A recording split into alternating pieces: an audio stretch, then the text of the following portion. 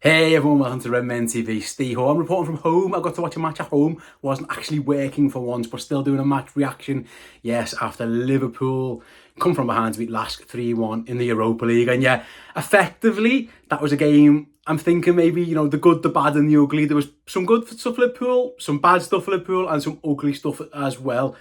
It's a team, when you make 11 changes, you're going to expect some type of rustiness, a little bit of a lack of cohesion. And that first half in particular was that, 11 changes to the side. Now, obviously, some of those are some big players coming back in, first choice players in Liverpool's 11, especially at the back.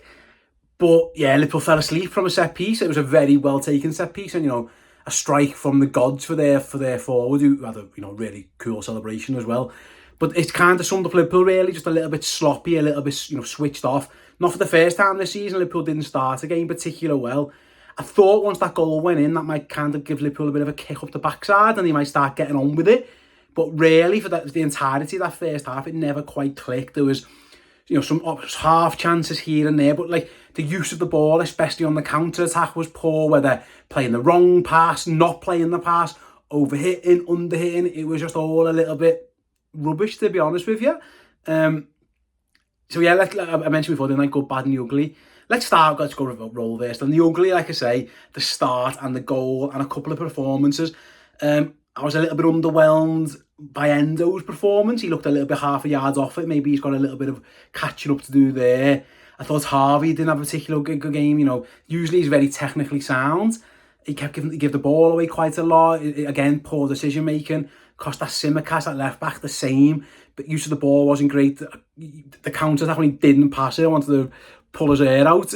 But yeah, there was a few lads there who I think would have been hoping to do better and just didn't quite do it. If they were hoping to maybe force the manager and get themselves back into a starting 11 down the line, I don't think they particularly did it. So yeah, they went. That wasn't great, to be honest with you. I thought Pacetic was okay.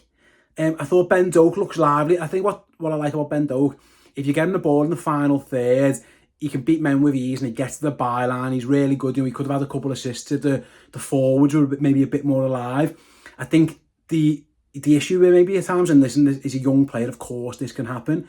He gives the ball away in some silly areas sometimes, trying to do turns on the halfway line and things like that. Just things that you need to learn. It's all well and good having, that will work against under 18s, under 21s. When you're playing first team footy, maybe you'd want a bit more streetwise, but he's a young lad. He'll be better for the run. And like I say, there are some really good positives with Ben Doak in and around the penalty area in particular. He doesn't look overawed. He's got really, the low centre of gravity, the turn of pace is really exciting. Just like you say, these games will do him the world of good, what you can do and what you can't do in certain areas.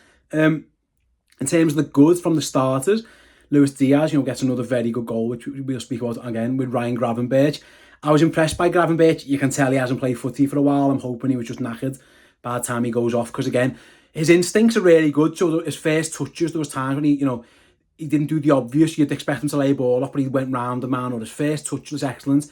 You can tell he's still a little bit rusty, and I think that's summed up at the end, just before he goes off, when he makes, he looks knackered and plays a poor pass. But the technical ability of that guy is there to see. Like I say, he sets the goal up with a lovely cross to Diaz, who again I mentioned, wins the penalty, scores a very good goal. I mean, the penalty I think is soft. I think Liverpool might have got away with one there. I wouldn't like that to go against us, but sometimes that happens in Europe. Sometimes, you get a few few iffy decisions perhaps. I don't think that was a particularly good ref for either side, but you'll take it. And a very, very good penalty, by the way, another good from Darwin Nunez. You'd hope that, if Liverpool don't need Mo Salah not taking pens, but, they've got a couple of options there with McAllister, and obviously now it was a very, very good penalty from Darwin Nunez, so that was good to see as well. In terms of who else was on the pitch, really, like I say, I thought Szoboszlai was excellent when he come on, like you'd expect. McAllister looked good, but yeah, it's one of those really when Europa League, just win the game. Mo Salah comes on and just looks like the best player because he is the best player. With all due respect to Lask, I don't think they were a particularly good side. They looked a poor side, to be honest with you.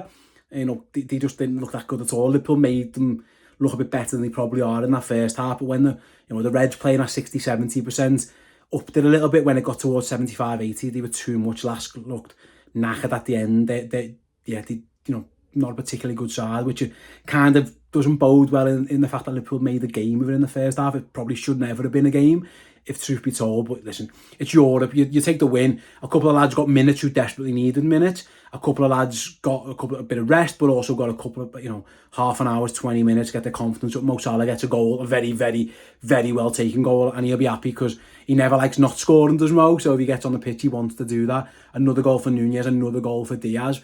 The three of those now in particular racking up some pretty serious numbers at the start of the season, and they'll all count when we get to the end of the season, when we'll be counting goals and assists. They'll all count and they'll all be on the tally. And especially for Luis Diaz, making that run 3 or 4 times this season now, he's got himself in the middle of the goal and scored. Sadio Mane-esque, you would say, and that's the job. He's as good as he is with the ball out wide. He still wants to, the goals and assists have to be there when you're playing up front for Liverpool, and he certainly delivered that. So yeah, all in all, listen, Liverpool got the job done. It wasn't vintage. That's what can happen when you make wholesale changes. I think we might need to get used to that. It might be the same against Leicester in the League Cup, and if they do this again in the Europa League, I don't think we're going to get Liverpool with 6, 7, 8, 9s, because if they put the best 11 out, they will do that. But in these type of games, I don't think they will. I think we're going to have to get our heads around that. They might not all be pretty, but 1 win down, go and win this group, get it done as early as you can. That needs to be the message for the Reds. And yes, step 1 of the first 6 group games is complete with 3 points and 3 goals, another 3 goals for Liverpool. So yeah, thanks very much for watching. Hope you enjoyed the video. Give it a like. Go and check out all the other amazing content on Red Ben, and I'll see you all later. Ta-da.